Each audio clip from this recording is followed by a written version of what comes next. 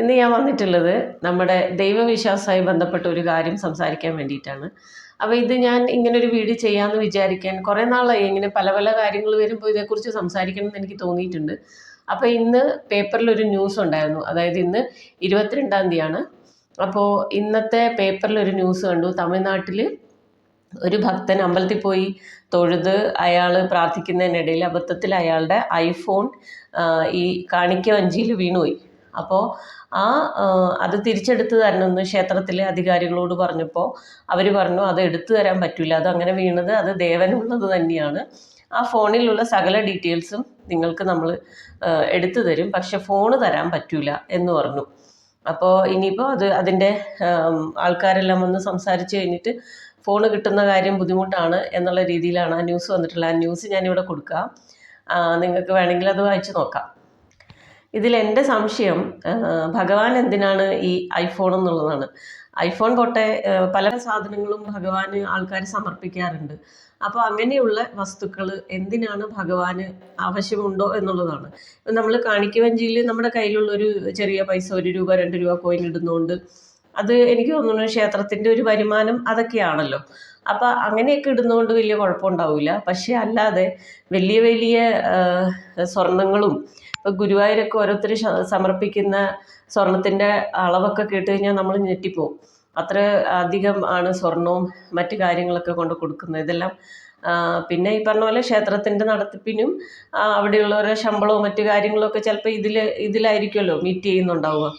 അപ്പോൾ അങ്ങനെ വിചാരിക്കാം. എന്നാലും ഞാൻ ഓർക്കുക, ഒരാൾ ഭക്തി കൊണ്ട് ചെന്നിട്ട് ഇത്രയും വലിയ കാര്യങ്ങൾ അവർ മനഃപൂർവ്വം കൊടുക്കുന്നതൊക്കെ ഒരു മനുഷ്യൻ്റെ കയ്യിൽ നിന്ന് അറിയാതെ വീണു പോകുന്നത്, അത് ഭഗവാന് സമർപ്പിക്കാൻ അയാൾ ഉദ്ദേശിച്ചിട്ടില്ലെങ്കിൽ അതെന്തിനാണ് ഭഗവാൻ തട്ടിപ്പറിക്കുന്നതെന്ന് എനിക്ക് മനസ്സിലാവുന്നില്ല.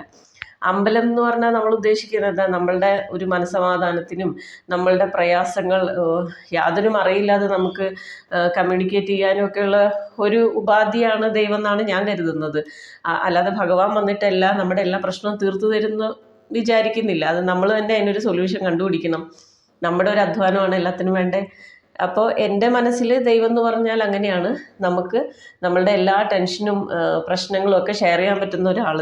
ഒരു പൈസ കൊടുത്ത് കൈക്കൂലി കൊടുത്തിട്ട് പ്രശ്നത്തിന് ഒരു സൊല്യൂഷൻ ഉണ്ടാക്കി തരാൻ പറ്റുമെന്ന് ഞാൻ കരുതുന്നില്ല. അപ്പോൾ ഈ ഐഫോൺ വീണ ആളുടെ കാര്യം എന്താണെന്നറിയില്ല, അയാൾക്ക് ഇനി തിരിച്ചു കിട്ടുമോ ഒന്നും അറിയില്ല. അതിനിപ്പോൾ എന്തോ മറ്റാരാണ്ടൊക്കെ ആയിട്ട് ചർച്ച നടത്തിയിട്ട് തീരുമാനിക്കാമെന്ന് പറയുന്നുണ്ട്. ഇതേമാതിരി ഞാനിപ്പോൾ കണ്ണൂരാണ് താമസിക്കുന്നത്. ഇവിടെ വളരെ ഫേമസ് ആയിട്ടുള്ള പറശ്ശിനിക്കടവ്. അപ്പം എൻ്റെ ഫാമിലി എല്ലാം എറണാകുളം ബേസ്ഡാണ്. അപ്പോൾ പറശ്ശിനിയിൽ ഒരു ദിവസം അവർ തൊഴാൻ വേണ്ടി വരുവാണ്. അതെന്ന് വെച്ചാൽ എത്രയോ വർഷത്തെ അവരുടെ ഒരു പരിശ്രമം. കാരണം എല്ലാവർക്കും ഒരേപോലെ ലീവ് കിട്ടണം, പിന്നെ വീട്ടിലെ കാര്യങ്ങളൊക്കെ ഒന്ന് കറക്റ്റാക്കണം. അങ്ങനെ 5 വർഷത്തെ കാത്തിരിപ്പിന് ശേഷമാണ് അവർക്ക് ഇപ്രാവശ്യം പറശ്ശിനിയിൽ പോകാനുള്ള അവസരം കിട്ടിയത്. അതായത് ആ സാഹചര്യങ്ങളൊക്കെ ഒത്തു വന്നത് അപ്പോഴാണ്. അപ്പോൾ അവിടെ പോയി കഴിഞ്ഞപ്പോൾ അത് നവംബറിലാണ്. അപ്പോൾ ആ സമയത്തൊരു സാറ്റർഡേ ആയിരുന്നു.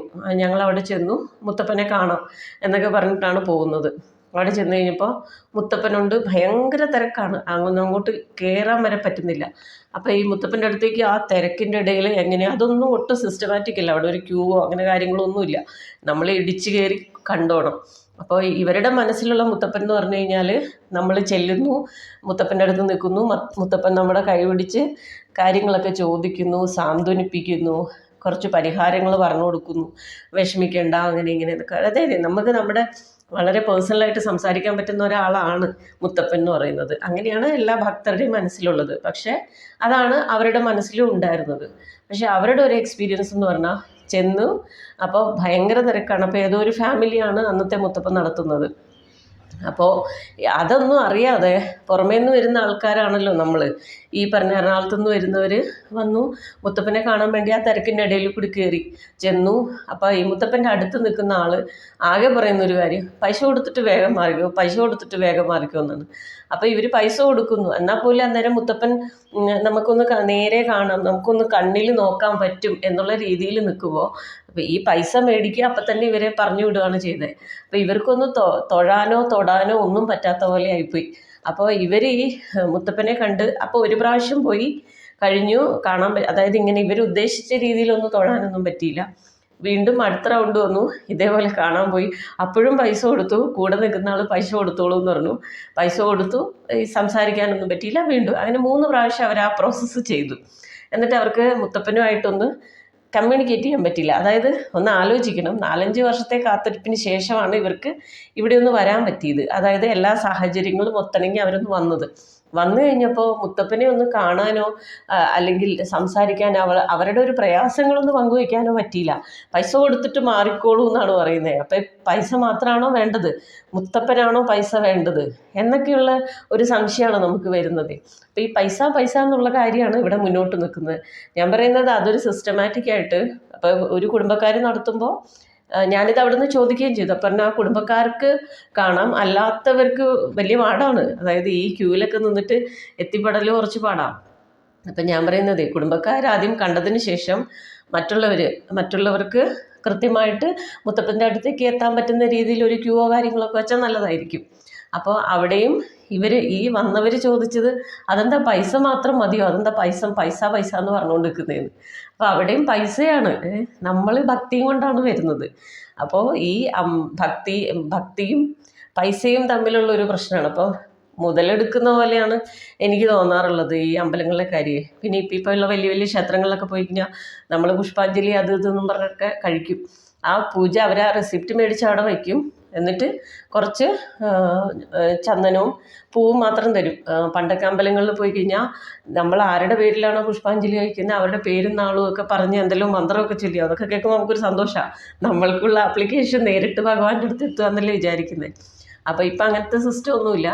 അപ്പോൾ ഈ ക്ഷേത്രവും പ്രാർത്ഥനയും ഒക്കെ എന്തർത്ഥമാണ് ഇതിലുള്ളതെന്ന് എനിക്ക് മനസ്സിലാവണില്ല. എന്ന് പറഞ്ഞുകൊണ്ട് ഈശ്വരവിശ്വാസം വേണ്ടാന്നൊന്നും ഞാൻ പറയുന്നില്ല. ഇതിനിടയിൽ ഇങ്ങനത്തെ ചില സാമ്പത്തിക കാര്യങ്ങളും ഒക്കെ വരുന്നത് കൊണ്ട് ഒന്ന് ചോദിച്ചു പോയതാണ്. അപ്പം ഞാൻ ആലോചിക്കുക, ഭഗവാൻ എന്തിനാണോ ഐഫോൺ, ഇനിയിപ്പോൾ ആ ഐഫോൺ കിട്ടിയാൽ അത് ഭഗവാൻ തന്നെയാണോ എടുക്കുക? ഇവരത് വീണ്ടും ക്യാഷ് ആക്കിയിട്ട് മറ്റെന്തെങ്കിലും കാര്യമല്ലേ ചെയ്യുന്നത്? അതിൽ അമ്പലങ്ങളിലൊക്കെ ഇങ്ങനെ ഞങ്ങളുടെ നാട്ടിലേക്ക് കുട്ടികളെ അടിമ കടത്തുക എന്ന് പറയുന്നതാണ് കേട്ടിട്ടുള്ളത്. വേറെ എന്തെങ്കിലും വാക്കുണ്ടോ എന്നറിയില്ല. അതായത് ഈ കുഞ്ഞുങ്ങളെ ഭഗവാന്റെ മുമ്പിൽ നടയിലിങ്ങനെ കൊണ്ടുവന്നിങ്ങനെ കിടത്തും. അപ്പോൾ ആ കുട്ടിയുടെ ശരീരത്തിൽ ഒരു സ്വർണ്ണമോ കാര്യങ്ങളോ ഒന്നും പാടില്ല. അങ്ങനെ ഉണ്ടെങ്കിൽ ആ സ്വർണ്ണമെല്ലാം ഭഗവാന് കൊടുക്കണം എന്നാണ് പറയുന്നത്. അപ്പോൾ അതൊക്കെ എന്തിനാണെന്ന് എനിക്ക് മനസ്സിലാവണില്ല. എന്തായാലും ഇതിനെക്കുറിച്ച് നിങ്ങൾക്കൊക്കെ എന്തെങ്കിലും അഭിപ്രായം ഉണ്ടെങ്കിൽ പറയൂ കേട്ടോ. ഇതിപ്പോൾ ഞാൻ ഇങ്ങനെ ഒരു ന്യൂസ് കണ്ടതുകൊണ്ട് ഈ വീഡിയോ ഇട്ടുന്നേ ഉള്ളൂ.